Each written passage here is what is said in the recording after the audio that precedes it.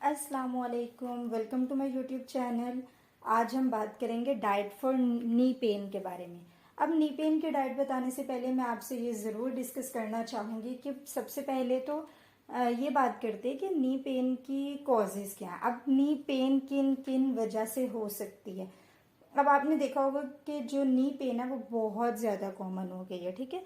अब knee pain के causes बहुत ज़्यादा हो सकते हैं। तो हम बात करते हैं कि सबसे पहले मैं आपसे ये डिस्कस कर लूँ कि जब हम बैठते हैं और खड़े होते हैं, मीन्स कि जब भी हम बैठे और खड़े होते हैं तो जब बैठे तो हमारा घुटना जो होता है वो फोल्ड होता है, ठीक है।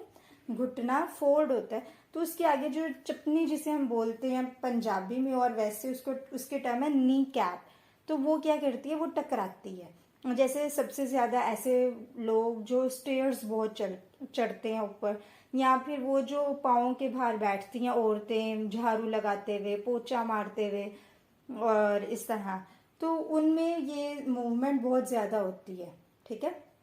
तो जो नी कैप के अंदर वाली सरफेस होती है ना, वो खुरदरी हो जाती है, जिसे हम पैटेलोफेमोरल आर्थराइटिस कहते हैं।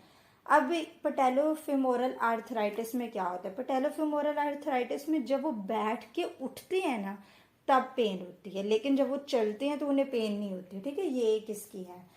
उसके अलावा ये भी होता है कि जो आपका जो नी कैप होता है, सबसे पहले तो ये कि जो हमारी नी जॉइंट है वो फीमर और टिबिया, ये दोनों से मिलकर बनी है, ठीक है।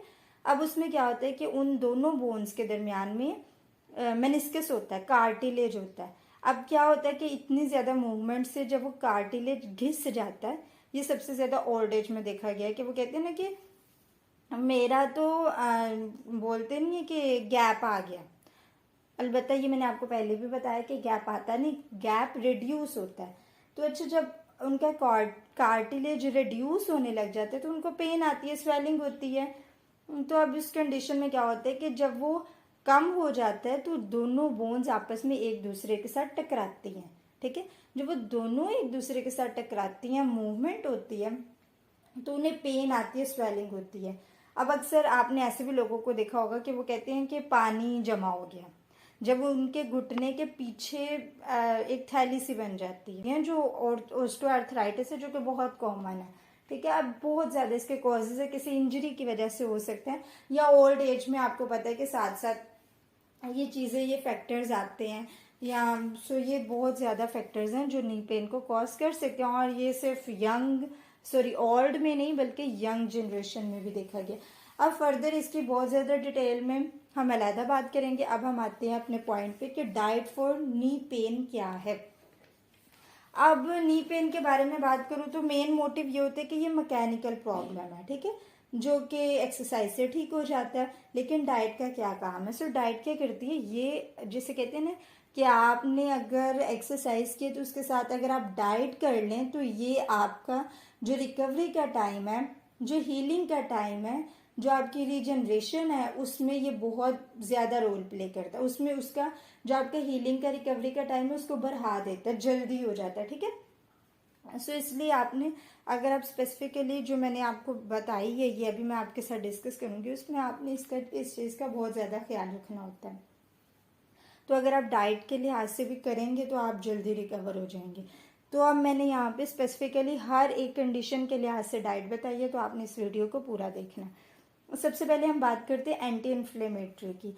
अब एंटी इन्फ्लेमेटरी में आपने पोमीग्रेनेट यानी अनार, ग्रीनी वेजिटेबल्स और ऑलिव ऑयल्स, ये वेजिटेरियंस के लिए, ठीक है।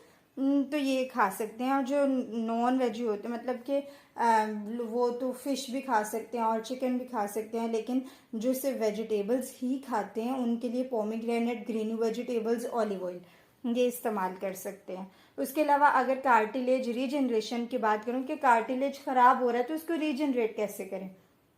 अब इसमें एक बहुत बड़ी कंफ्यूजन और डाउट है कि कहते हैं कि जो 60+ के लोग हैं उनमें कार्टिलेज रीजनरेशन, तो उनमें कार्टिलेज रीजनरेशन नहीं हो सकता, ग्रेड 3 के ओए में भी नहीं हो सकता, मतलब बहुत ज़्यादा टाइम गुजर जाता है। सो इसलिए, और आपने इसमें क्या करना होता है कि आपने इसमें विटामिन सी फूड लेने होते हैं, लाइक ऑरेंज, लेमन, स्ट्रॉबेरीज। अब लेमन में क्या है कि बहुत ज़्यादा ऐसे पेशेंट्स भी होते हैं जिनको एसिडिक फूड से उनकी पेन भर जाती है। तो उस कंडीशन में क्या आपने लेमन जूस और जिंजर इन दोनों का कम्बिनेशन बहुत इफेक्टिव होता है। इन दोनों के कम्बिनेशन से ये इसको अवॉइड भी करता है और जो एसिडिक फूड है उसको न्यूट्रलाइज कर लेते हैं, इसको अवॉइड भी कर देता है और आपको विटामिन सी भी मिल जाता है। ठीक है, सो ये उस चीज़ के लिए भी बहुत हेल्पफुल है। अब हम बात, और मैग्नीशियम रिच फूड नट्स वगैरह हो गए और कुछ ग्रीन वेजिटेबल्स में भी होता है, तो आप वो भी इस्तेमाल कर सकते हैं। कोलेजन रिच की बात करूं तो कोलेजन रिच में क्या है, कोलेजन रिच के लिए फिश हो गया, बेरीज हो गई, ये एक प्रोटीन है ना, फिश हो गया, बेरीज होगी, गार्लिक हो गया, रेड एंड येलो वेजिटेबल्स होगी, ये सारी बहुत ज़्यादा इफेक्टिव होती हैं।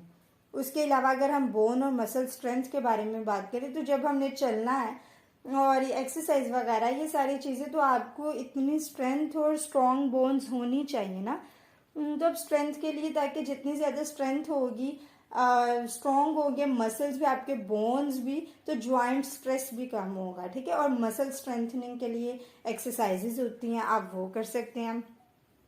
उसके बाद हम बात करते हैं हियालुरोनिक एसिड के बारे में। अब इसमें क्या होता है कि ये कार्टिलेज को इम्प्रूव करता है, ल्यूब्रिकेशन में हेल्प करता है। अब कई जगह ऐसे भी देखा है कि जिनका ऑस्टियोआर्थराइटिस बहुत ज़्यादा बढ़ जाता है तो उनको डॉक्टर्स हियालुरोनिक एसिड के इंजेक्शंस भी लगाते हैं। तो आप इससे अवॉइड करने के लिए बेहतर ये है कि आप डाइट करें, नेचुरल चीज़ें लें। तो उसके लिए आपने नट्स ले सकते हैं, पम्पकिन सीड्स ले सकते हैं, ब्रोकली ले सकते हैं, और इसी तरह कुछ ग्रीनी वेजिटेबल्स में भी पाया जाता है, आप वो भी ले सकते हैं। उसके बाद हम बात करते हैं वेट रिडक्शन के बारे में। अब वेट रिडक्शन के बारे में बात करूं तो उसमें क्या है, उसमें एक्सरसाइज। अब एक्सरसाइज का मतलब ये नहीं है कि आप भागने लग जाएं, नहीं, आप नॉन वेट बेरिंग एक्सरसाइजेस करें, वो बेड पे लेट के जो इजी एक्सरसाइजेस होती हैं आप वो कर सकते हैं। उसके अलावा आप अपनी डाइट को कंट्रोल कर सकते हैं और एसिडिक फूड को अवॉइड करें, जैसे मैंने ऊपर ही आपको बताया। ठीक है, उसके अलावा स्ट्रेस रिलीफ। अब स्ट्रेस रिलीफ के लिए डार्क चॉकलेट बहुत अच्छी होती है। अब इट डजेंट मीन कि आप डार्क चॉकलेट भर भर के खाने लग जाएं। ठीक है, तो ऐसा आपने बिल्कुल भी नहीं करना। हाँ, मतलब थोड़ी सी क्वांटिटी में आप वो भी इनटेक कर सकते हैं। उसके अलावा टर्मरिक हल्दी बहुत ज़्यादा अच्छी होती है, एंटीबायोटिक फैक्टर्स बहुत ज़्यादा होते हैं। ग्रीन टी के अंदर एंटीऑक्सीडेंट्स, एंटी इन्फ्लेमेटरी फैक्टर्स बहुत ज़्यादा होते हैं। सो ये आपके प्रॉब्लम को रिड्यूस करने में हेल्प करता है। रात को अगर आप नट्स और ग्रीन टी का इस्तेमाल करें वो भी बहुत अच्छा होता है। सो मतलब आपने रात के टाइम जितना आप कम खाएंगे उतना ही अच्छा और फ़ायदेमंद आपके लिए होता है। सो ये सारी चीज़ें हैं जिनमें आप अपने डाइट को कंट्रोल करके अपनी नी पेन को बेहतर बना सकते हैं। Thank you.